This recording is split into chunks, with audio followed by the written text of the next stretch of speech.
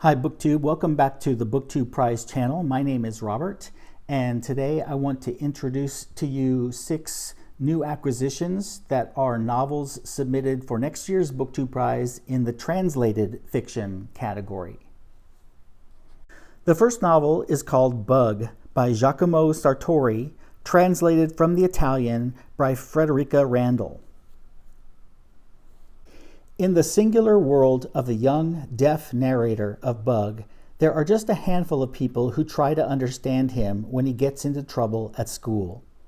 His father, a data analyst for Natalia, whose real job is to pinpoint terrorists, is clueless about humans in real life. His brilliant brother, called IQ in public and Robin Hood in the hacker sphere, has his back but is ever busier training his robot. His grandfather, a retired anarchist, gorilla-turned-nematologist, chides him for misbehaving when he takes him hunting for worms. Meanwhile, his Buddhist beekeeper mother, ordinarily his closest confidant, has been in a coma ever since a terrible car accident. Just when the family's survival in their converted chicken coop seems most precarious, someone, or something, new enters his life. Bug. This self-declared fast friend seems to know all about his family and has some creative, if not strictly legal, ideas about how to help. The second novel is called Catch the Rabbit by Lana Bastašić, translated from the Serbo-Croatian by the author. It's been 12 years since inseparable childhood friends, Layla and Sarah, have spoken.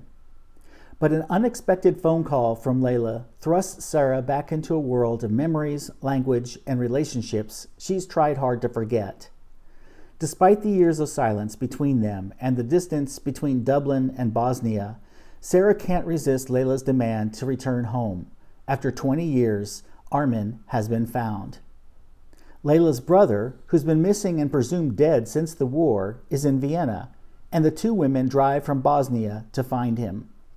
The road trip takes them on a journey through their homeland and the even more treacherous terrain of their conflicting memories of each other and their adolescence. Sarah is forced to reckon with her flawed perception of Layla, the inverse experiences they had during the war, and the disparate lives they now lead as she's confronted by Layla's version of their shared past. Lana Bastašić's award-winning debut novel, Catch the Rabbit, reveals the complexities of a friendship formed in the innocence of youth, shaped by conflict and marked by loss, as Sarah and Layla discover that in order to move forward, they can't let go of the past. The third novel is called The Year of Our Love by Caterina Bonvicini, translated from the Italian by Antony Shugaar. Valerio and Olivia grow up together in the Morganti family's opulent villa in Bologna, inseparable friends even though they come from vastly different worlds. Olivia, the Morganti's daughter, is the heir to a large industrial fortune, while Valerio is the son of their gardener and housekeeper. Largely sheltered from the dangers rampant in the unstable Italy of the 1970s, the two share their first innocent kiss at 5 years old, which heralds the start of a decades-long relationship. From Valerio having to move to a poor neighborhood in Rome and Olivia making her entrance in high society, life tries to separate them at every turn, but without success, so strong is the bond between them. Year after year, they meet only for a few moments, which feel like they're eternal, and their friendship turns into something more intense and scary. They take different paths.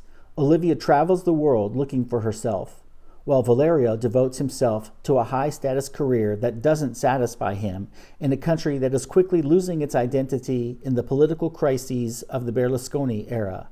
Still, they keep meeting again and again at crossroads in life. The fourth novel is called Nancy by Bruno Lloret, translated from the Spanish by Ellen Jones. Alone again in a Chile punctuated by graves, footsteps, x-rays, and crosses, Nancy looks back on her life.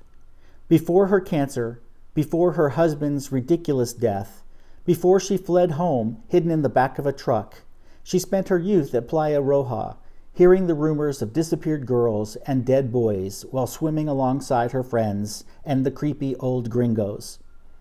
Her family lost to religion, alcohol, and violence, Nancy has been forced to fend for herself in a world designed to crush her.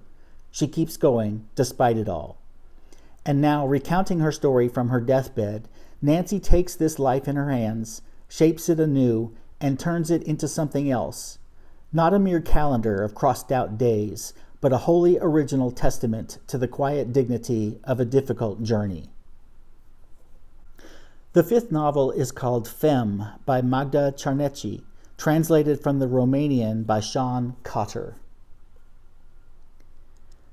The lyrical, feminist novel that exploded onto the Romanian literary scene, a 21st century Scheherazade recounts her life to a man she might leave behind forever.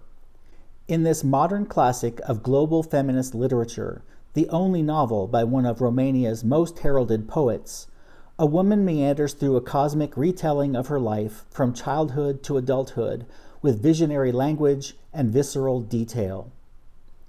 Introducing herself sardonically as a tamer, simpler Scheherazade, she spins tales of the female experience, both sweeping and particular.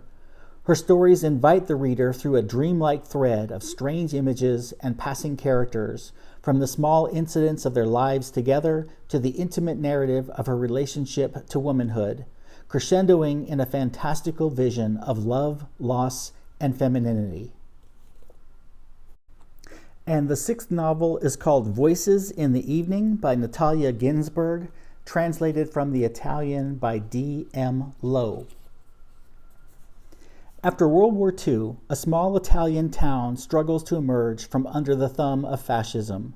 With wit, tenderness, and irony, Elsa, the novel's narrator, weaves a rich tapestry of provincial Italian life. 2 generations of neighbors and relatives, their gossip and shattered dreams, their heartbreaks and struggles to find happiness. Elsa wants to imagine a future for herself, free from the expectations and burdens of her town's history, but the weight of the past will always prove unbearable, insistently posing the question, why has everything been ruined? Okay, there you have 6 new entries for next year's BookTube Prize in the Translated Fiction division. The first year we'll be having that division. I'll be back again in a few days with another introduction video. Bye, everybody.